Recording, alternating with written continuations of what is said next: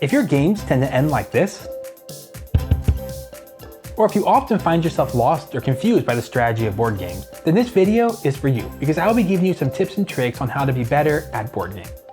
Welcome in, my name is Ryan. In this video, I'm going to be giving you 3 tips on how to be better at Azul. Tip number 1, and this is huge, build in blocks. Now, a good basic strategy for Azul is always to build in rows and columns, because when you add to a line, you're going to activate that entire line for scoring. But I encourage you to take it one step further. Instead of just looking at an entire row of 5, try to find an area of that, a 3x3 area, and try to get a lot of tiles inside that 3x3. The reason is that when you score, you activate any rows or columns that new tile is a part of. So if you have 8 tiles kind of randomly spread out throughout the board, when you start placing new tiles, you're not always going to be placing things adjacent to ones you already have, and then when you do, they might only give you like 2 points at a time.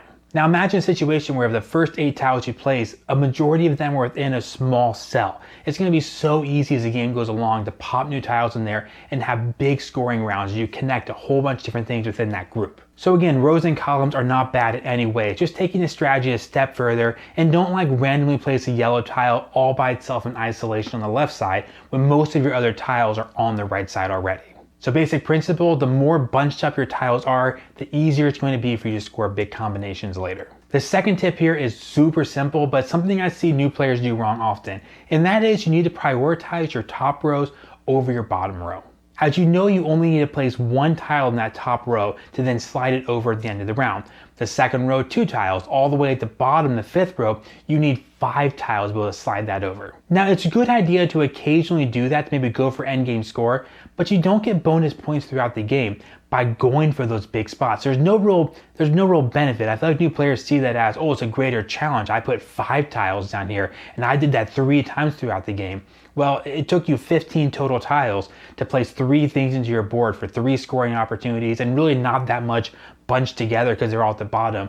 Go for the top rows. They're simpler. They're there for a reason. You can easily get those top rows filled in quickly and then shoot for a couple of the big bottom rows for big scoring columns. Now I'm going to take that one step further. Another great reason to leave those bottom rows open is that, as you know, at the end of the round, you might be forced to take a handful of tiles that can't fit anywhere. And if those all fall to the floor, you get a bunch of negative points. It is so nice to have your 4 or 5th spots sometimes open, so that if you're forced to take 5 blues at the end of the round, you're like, awesome, 5 blues, boom, this row already done. So again, prioritize those top rows over the bottom rows. And once again, having a bottom row blank once in a while is really convenient when there's 5 yellows in the middle and no one else can take that stack, and you have a spot, you can pop them down and in one move, finish up one of those big rows. Now the third and final tip is a little more complicated, but I view it as pretty essential if you want to get better at the game of Azul. You need to be able to look at the tiles that are out there available on the factories to grab and be able to assign kind of a value, which ones are worth more than the others for this round.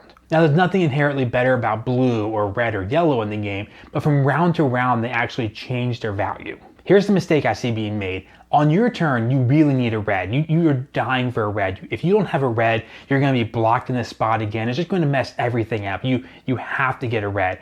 And would help you to pick up 2 blues. The 2 blues would be convenient, but you really need that single red tile. The factories are laid out there, and there are 4 single red tiles available at 4 different factories. A lot of new players say, well, I have to get the red. So they'll reach out there and they'll get the red and they'll take it. Their first move, they're like, well, the red is essential for my strategy. I have to get a red. If there are 4 reds at 4 different factories, even in a 4-player game, there's no way all 4 of those reds are going to be gone by the time the game comes back around to your turn. I know you need the red, but you know it's going to be available to you even if all the other players take a red. It will still be there for you. So you need to go to your second priority, which is the blues. Maybe you see 2 blues there. You pick those up, knowing that no matter what happens, there's still going to be red available for you on your next turn. Here's another common situation. Let's say you need a yellow. You see a yellow, you take it, you put it on your board. Cool, that works. But maybe if you would have taken a second look at the other player's board, in this round, possibly no one else even needed a yellow. Let's say no other player could even fit a yellow onto their board. Not only would it be a wasted turn to pick up a yellow for them, but they would have had to actually put it on their floor and get negative points for the yellow, right? So if you had taken a second and say, oh, what's the most valued color right now? Maybe look around and say, wow, that person's really trying to finish a column. They need red and they need red. Oh, they need red. And actually, I kind of need red too. In fact, all of us want red. Red is going to go really fast this round. Yellow, probably not so much. Everyone's going to be racing for this red. The yellow is probably going to be there because, again, there's not even a spot for yellow on other people's boards. Azul is a light, fun game with a decent amount of randomness depending on how those tiles are pulled out of the bag.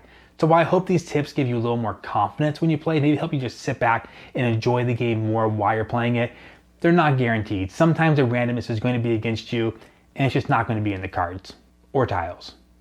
See ya.